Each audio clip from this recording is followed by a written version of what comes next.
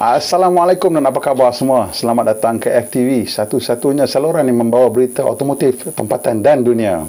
Hari ini Julai 18 tahun 2020. Jadi banyak juga soalan yang saya terima mengenai diskaun yang kita dapat apabila setelah kerajaan buat pengumuman untuk menghapuskan ataupun menggantung cukai jualan. Dia kata kerajaan hapuskan cukai jualan 100% untuk kereta CKD dan 5% untuk cukai CBU. Jadi kenapa cukai jualan yang 10% itu tidak menjadi diskaun 10% ataupun diskaun 5% kepada harga kereta? Jadi puas juga saya bertanya, tapi kebanyakan syarikat tak nak komen pasal benda ni. Dan saya rasa ini sebab ini ialah rahsia mungkin internal dia tentang dia punya costing lah. Bila kita tahu cukai-cukai ni, kita tahu dia punya internal costing. Jadi yang saya dapat tahu ialah bila kita tanya dengan sumber-sumber industri, dia kata sebenarnya cukai jualan tu memang 10% tapi dikira atas komponen. Jadi kalau berapa persen komponen yang daripada tempatan, berapa persen komponen daripada luar, jadi ada cara kiraan yang berbeza-beza. Dikirakan cukai itu atas jumlah peratusan komponen tersebut. Jadi syarikat yang berjenama tempatan ataupun menggunakan banyak komponen tempatan, cukai mereka dah memang sikit lah sekiranya. Jadi itu saja yang mereka boleh bagi balik kepada kita. Untuk kereta yang memang sepenuhnya import, cukai dia memang besar, jadi dia boleh bagi balik lebih banyak. Jadi macam itulah cara jawapan yang paling tepat yang saya boleh dapat. Dan kemudian ada juga yang bertanya kepada kita sama ada kereta kita Recon juga menikmati diskaun yang sama. Jadi bila kita tanya dengan pekemah, salah seorang ahli dia jawab, dia kata sebenarnya kereta Recon dikira sebagai kereta import CBU. Jadi mereka memang dikenakan diberi diskaun 50% daripada cukai jualan. Jadi kalau dulu cukai jualan 10%, kini hanya perlu membayar diskaun, membayar cukai jualan sebanyak 5%. So mereka juga akan menawarkan diskaun lah. Berapa jumlah sebenarnya, awak kena pergi dan tanya sendirilah. Okey. Satu lagi teruskan. Orang kata Toyota RAV4 ni memang kenapa mahal sangat harga dia? Okey, yang semua orang tahulah sebab kereta ni CBU ataupun fully imported daripada Jepun.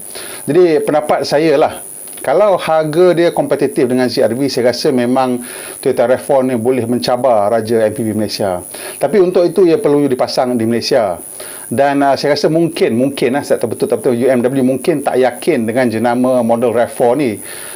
Dia tak yakin ini cukup kuat untuk membolehkan mereka bersaing dengan CR-V. Jadi UMW Toyota ni memang agak konservatif sikit cara mereka buat kerja lah. Mereka ikut buku. Maksudnya bila mereka nak lekalkan sesuatu, mereka akan mengikut maklumat dan data kajian lah. Jadi mungkin kajian pasaran yang mereka lakukan mengatakan sukar untuk mereka bersaing menjadi kompetitif dengan CR-V dan untuk mendapat angka jualan yang membolehkan mereka laburkan wang segitu banyak untuk memasang secara tempatan. Jadi saya rasa saya tak ada data, jadi tapi kalau boleh saya nak tengok harga RAV4 tu samalah, dapat bersaing dengan harga CR-V lah. Jadi kita nampak poll sikit. Mungkin kalau data ni memang memberansangkan, mungkin tak tahu, mungkin UMW boleh fikirkan sama ada untuk buatkan local assembly kan. Mana tahu data kita ni berbeza daripada data dia orang kan. Okey, jadi poll ni adalah adakah RAV4 boleh bersaing dengan CR-V jika harganya sama sekitar CR-V, iaitu antara 145 sehingga 170,000 on the road. Sila undi di atas, jangan lupa undi di atas. Okey, seterusnya ni berita daripada Honda Malaysia. Honda memanggil semula 55,354 unit kenderaan yang dibina antara tahun 2018 hingga 2019. Ini untuk menggantikan pam bahan api. Kenderaan binaan tahun 2020 tidak terlibat dengan proses ini. Jadi pemanggilan semula ini berikutan dengan keputusan Honda Global untuk menggantikan pam bahan api yang mungkin tidak mendapati piawai kualiti mereka lah. Pemanggilan semula ini melibatkan model-model popular seperti Jazz, City, BRV, HRV, CRV, Civic dan Accord. Jumlah kenderaan yang terlibat untuk setiap model adalah seperti yang tertera pada jadual di belakang saya inilah. Jadi penggantian pam bahan api ini perlu dilakukan bagi mengelak masalah enjin kehilangan kuasa ataupun mati mengejut ketika memandu. Honda Malaysia juga memohon maaf kepada semua pelanggan yang terkesan dan menyatakan bahawa proses ini adalah sebahagian dari komitmen mereka kepada ketelusan proses dan kualiti dan kepuasan pelanggan. Dia tak nak sorok-sorok apa-apa, ada masalah cakap terang-terang. Semua pemilik yang terkesan akan diberi notis melalui surat. Tetapi sekiranya anda belum menerima surat dan kenderaan anda tersenar di sini, sila hubungilah pusat servis Honda terdekat untuk membuat temu janji. Penting sebenarnya untuk anda membuat temu janji seawal mungkin, kerana penggantian dilakukan mengikut ketersediaan alat ganti lah, availability. Nama siapa di atas, dia akan dapat alat ganti lebih awal lah. Kos alat ganti dan kesemua kos yang terlibat dengan penggantian tersebut akan ditanggung sepenuhnya oleh Honda Malaysia. Setakat ni tak ada laporan lah mengenai kemalangan atau kecederaan akibat kegagalan pambahan api tersebut. Macam kawan saya pagi tadi dah tanya dah, dia kata, kenapa ni? Kata, pergi je lah gantikan kereta mati tengah jalan macam mana? Pergi cepat-cepat call ataupun anda boleh lawat laman sesawang Honda di www.honda.com.my dekat sini untuk memeriksa status kenderaan anda sama ada ia terlibat ataupun tidak dengan pemanggilan semula ini. Okey, ke berita antarabangsa. Ini pula berita dari Kia. Kia telah berkongsi lakaran reka bentuk untuk Kia Carnival generasi keempat. Jadi model ini bakal dilancarkan pada tahun depan lah.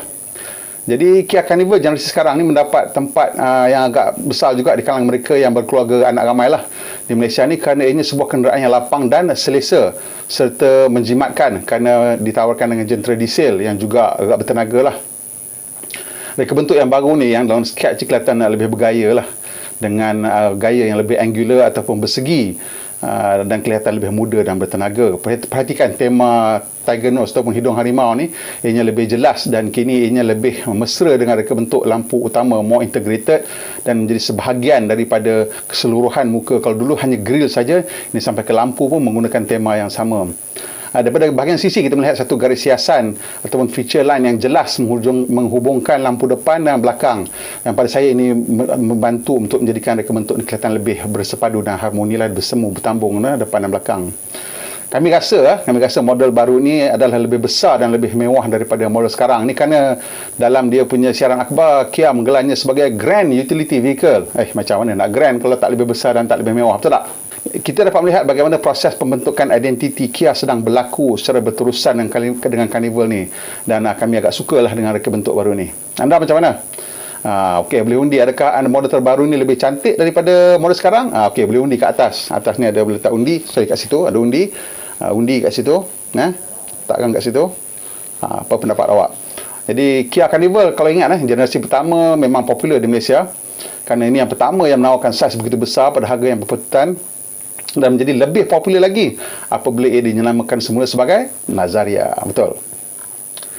Okey, kita teruskan berita hari ini dengan kemas kini model berprestasi tinggi Mercedes AMG E63 4MATIC versi sedan dan wagon untuk tahun 2021. Perubahan yang paling besar, yang paling utama, yang mudah kita lihat adalah bahagian grill depan yang kini dihiasi dengan palang krom menegak, menggantikan reka bentuk palang krom dua berkembar. Dan logo Mercedes juga lebih besar lagi. Jadi reka bentuk palang menegak ni, 12 palang menegak ni, kalau biasa tengok Mercedes sebelumnya digunakan untuk AMG GT, dia punya coupe dan roadster, dan juga AMG GT 4-door coupe. Ini memang semua menggunakan penegak tu lah. So, sekarang ni dia dah bagi grill yang itu untuk AMG GT yang biasa pun. Jadi grill baru depan baru ini memaparkan reka bentuk dengan bukaan bawah lebih besar daripada atas. Jadi macam ni kan. Dan ini terbalik daripada grill Mercedes sebelum yang buka ke atas kan. Dan ini menjadikan muka dia lebih garang dan lebih bengis sekali dengan mata kecil tu kan. Selain itu, kemasan belakang juga kini selarilah dengan kemas kini yang dilakukan ke atas model E-Class, dengan lampu depan dengan lampu belakang yang lebih tirus dan lebih kecil dan lebih kemas. Lampu depan kedua-dua varian untuk sedan dan juga wagon ni adalah LED pelbagai rasuk ataupun multi beam. Lagi depan kita boleh tengok reka bentuk apron Mercedes terkini lah, bahagian bawah tu dengan tema jet wing yang mengiringi laluan udara yang lebih besar di bahagian bawah bumper. Di bawah tu sekali ada pemecah udara atau splitter yang di bahagian bawah sekali, bukan saja untuk gaya, ia sebenarnya berfungsi untuk meningkatkan prestasi aerodinamik dengan mengurangkan angkatan ataupun lift pada ganda depan ketika kelajuan tinggi. Seperti biasa, kedua-dua model wagon dan sedan ni diberi panel depan dia punya front quarter panel dengan belakang yang lebih besar untuk nak muatkan tayar dan roda yang lebih besar dan lebih lebar daripada model standard. Jadi roda untuk varian AMG biasa dia ada dua, AMG biasa dan AMG S. Jadi untuk AMG 63 biasa, rim 19 inci dengan jejari 10 jejari. Manakala E63S pula ditawarkan dengan rim 20 inci dengan 5 jejari berkembar. Ada banyaklah package penyesuaian atau customization ni, termasuk carbon fiber lah, night package atau package malam yang warna hitam lah, macam-macam kemasan dijadikan warna hitam, matte black, dan ada macam-macam kombinasi yang awak boleh pilih lah. Kabin kedua-dua varian ini juga mengikut kemas kini terbaru ikhlas dan menawarkan Hey Mercedes package MBUX yang terkini dengan skrin 10.25 inci untuk model biasa dan 12.25 inci untuk varian S. Memang gah, nampak besar betul. Enjin dan kotak gear kekal seperti model yang sedia ada dengan kombinasi enjin 4 liter V8 dan transmisi 9G-tronic sistem pacuan semua roda 4matic. Kotak gear ni telah khaslah untuk AMG, manakala sistem pacuan 4matic pula diberikan drift mode. Ini untuk orang yang suka habiskan tayar lah. Kuasa yang dihasilkan dalam varian AMG 63 sama macam dulu, 571 kuasa kuda dan torque maksimum pada 750 Nm. Manakala yang varian S pula, E63S boleh menjana 41 kuasa kuda tambahan kepada 612 kuasa kuda dan 100 torque tambahan iaitu 850 Nm. Model sedan AMG yang biasa boleh memecut ke 100 km sejam dalam tempoh 3.5 saat. Model S 3.4 saat. Untuk wagon ditambah 1 saat lah untuk setiapnya. Ini pula berita berprestasi tinggi, tapi kali ini daripada Amerika. Jadi Ford Mustang ni memang kita tak jumpa lah di bilik pameran Ford di Malaysia ni. Memang demo dia bawa masuk dulu kejap. A few models, beberapa unit je dia bawa untuk dijual di sini. Tapi kalau nak cari sekarang, kena cari kat parallel importers lah. Tapi ramai juga peminat Ford Mustang di Malaysia tu, saya carry story ni. Dan kereta ni sebenarnya telah menghilang selama 17 tahun. Ini baru Ford telah menghasilkan semula lah varian berprestasi tinggi yang ikonik ni yang bergelar Mark I untuk generasi terkini kuda liar ini. Mustang Mark I.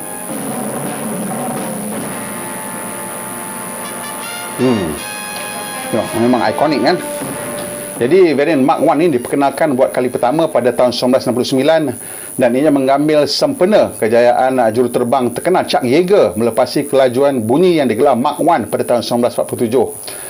Tapi dikeluar tahun 1960-an. Kenapa 60-an? Kerana tahun 60-an ni Amerika dilanda dengan demam kelajuan dan demam angkasa lepas, speed fever dengan space fever, dan kerana ketika itu NASA sedang berusaha untuk menghantar manusia ke bulan.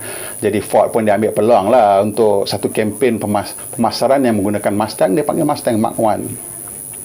Jadi mereka yang bertuah untuk memiliki Mustang Mark I generasi terkini ini, ia boleh menjana 480 kuasa kuda dari enjin 5 liter V8 dan ia digabungkan dengan pilihan dua kotak gear boleh pilih, kotak gear manual 6 kelajuan yang digelar Trimac 3160 ataupun kotak gear automatic 10 kelajuan select shift. 10 kelajuan ni sama macam yang dapat dalam Ford Ranger lah.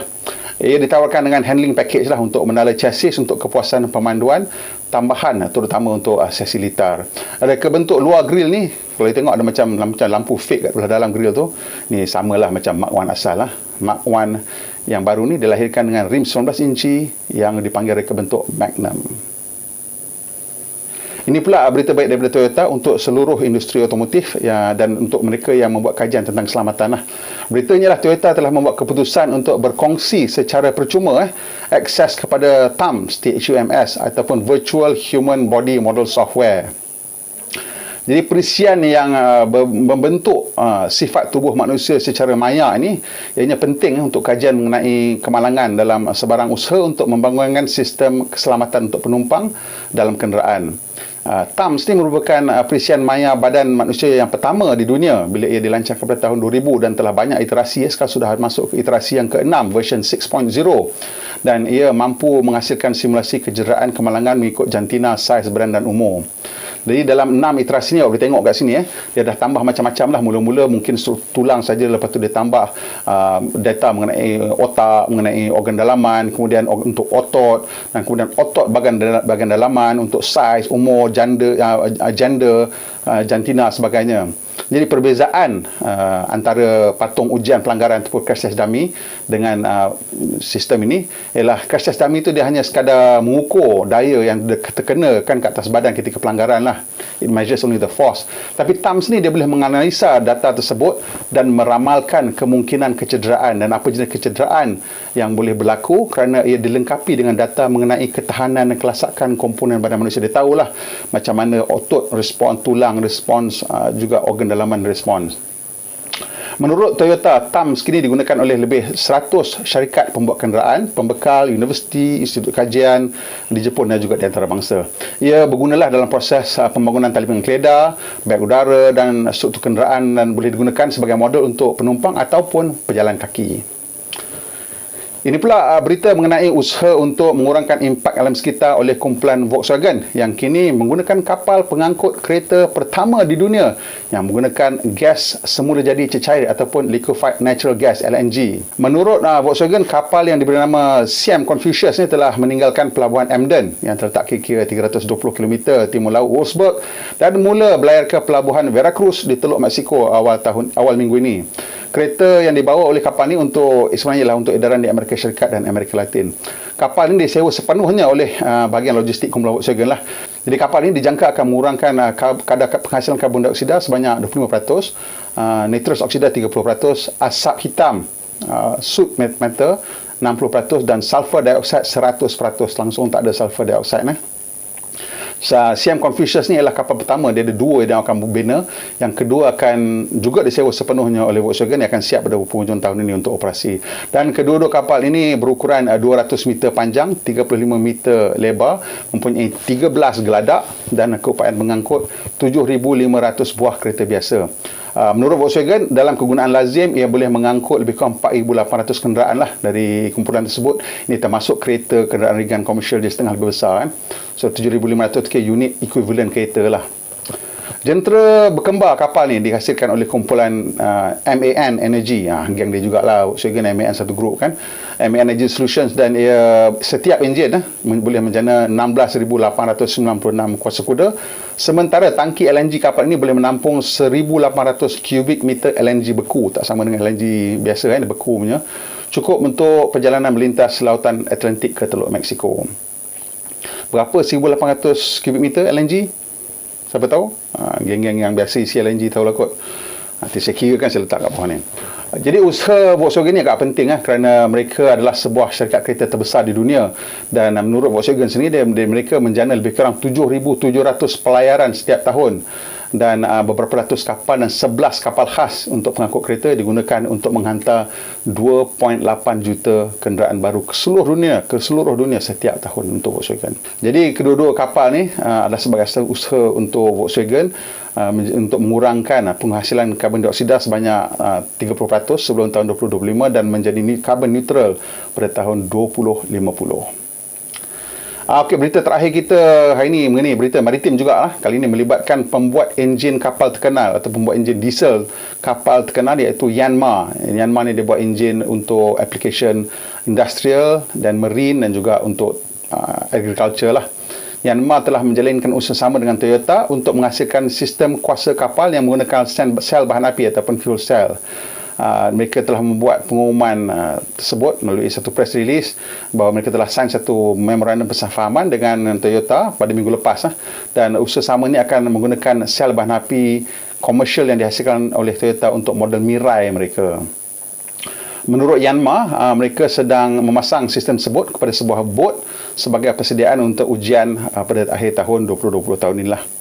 Sebelum ini Toyota dah pernah bekerjasama untuk meletakkan sel bahan api daripada Mirai untuk sebuah bot kajian lah. Tetapi ini adalah kali pertama usaha mereka dengan sebuah pembuat sistem pacuan bot yang komersial. Sampai sini saja berita kita kali ini. Terima kasih kerana menonton sampai ke penghujung. Harap saya telah berkongsi maklumat baru dan bermanfaat dengan anda. Kalau boleh, tekanlah butang like dan kongsikan video ini dengan kawan-kawan dan keluarga, dan tekan butang subscribe untuk membantu kami menghasilkan lebih banyak video seperti ini, dan juga tekan butang loceng tu untuk mendapat notifikasi terkini apabila kita buat video terbaru. Pemandu Malaysia, pemandu yang berhemah. Kita jumpa lagi insya-Allah.